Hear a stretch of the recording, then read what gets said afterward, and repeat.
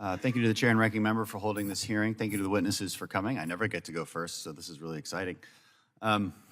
Look, we hear again and again about the devastating consequences of climate change, and we have never argued in this committee about whether or not we should address the issue and mitigate the worst outcomes. That we surely agree on, but we do sharply disagree on the solutions.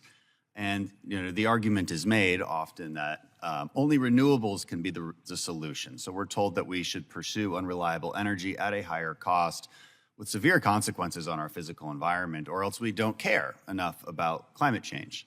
Now, the problem here is that many in the climate movement have endorsed radical environmentalism instead of rational environmentalism, endorsed an emotional approach instead of a fact-based, practical approach. For instance, radicals will reject any measure to reduce the time it takes to build carbon-free energy we need, because we need permitting and regulatory reform. Radicals endorse, somewhat ironically, unprecedented environmental devastation since, of course, the production of renewables requires far more materials and mining of rare earths, far more land to be cleared, and far more transmission lines to actually work. And radicals reject calls to increase the domestic natural gas energy production that will reduce global emissions, because they refuse to acknowledge the fact that more U.S. natural gas on the global market means more foreign coal is displaced, which means emissions are immediately and drastically reduced. This is radical environmentalism. It produces less energy with more resources at a higher cost. To be a radical environmentalist is to ignore goals like adaptation and innovation and instead pursue only prevention, which is an impossible goal. The irony is that this misguided strategy makes the goal of preventing temperature rises even more impossible than it otherwise would have been. Radical environmentalism is anything but compassionate because the strategy necessarily makes our energy less reliable, which results in poverty, despair, if not outright death. I hear a lot about environmental justice for the disenfranchised, but apparently that doesn't mean justice for them now, when they need energy to survive and heat their homes at a price that they can actually afford. In the next Congress, we will focus on solutions that actually work. Solutions that deliver reliability, affordability, conservation, and a reduction in global emissions. No technology should be taken off the table, and the cost of the solutions should not be greater than the cost of the problem itself. In other words, rational environmentalism. With that, I'll direct my questions to Dr. Foss. Appreciate you being here. Again, good to see you. Should the tax credits in the Inflation Reduction Act be amended to require a certain threshold of reliability? Do you think that's something we should pursue? Wow, what an idea.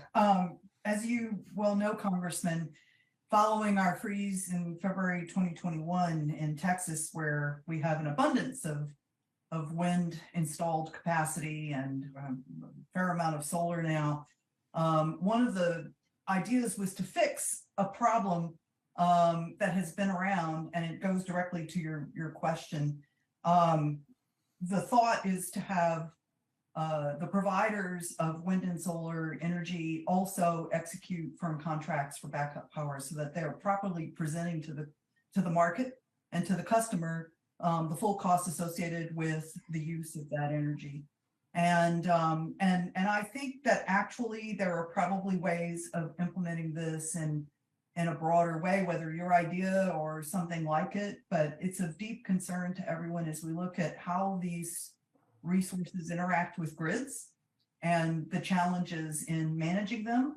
And what we don't want to do is create money pits around those challenges. We don't want to be constantly spending and trying to solve problems to mitigate all of the consequences of the use of these resources. Right, and related to that, something we've talked about in the past is energy density, right? This is it's an important concept when you're talking about what reliability and energy grids and whatnot. Should that also play a role in determining what energy sources get to produce on federal land? I mean, the reason I bring it up is because according to President Biden's 2050 emission goals, and according to a Princeton study, you'd have to take the equivalent of Arkansas, Iowa, Kansas, Missouri, Nebraska, and Oklahoma to generate the wind power to contribute to that. I mean, it just seems impossible. And so when we talk about federal land, should energy density also play a part? Well, I don't know about that. I'd have to think about that as to how it would apply to the federal lands point of view, but it might be part of certification. It might be something that should be implemented as a standard. I certainly think that people should be better educated so they know what we're doing and what the trade-offs are. It's fundamentally the resources it takes to produce a unit of energy. I mean, that's what we're talking about, and that has to be part of the equation. Thank you, and I yield back. Thank you.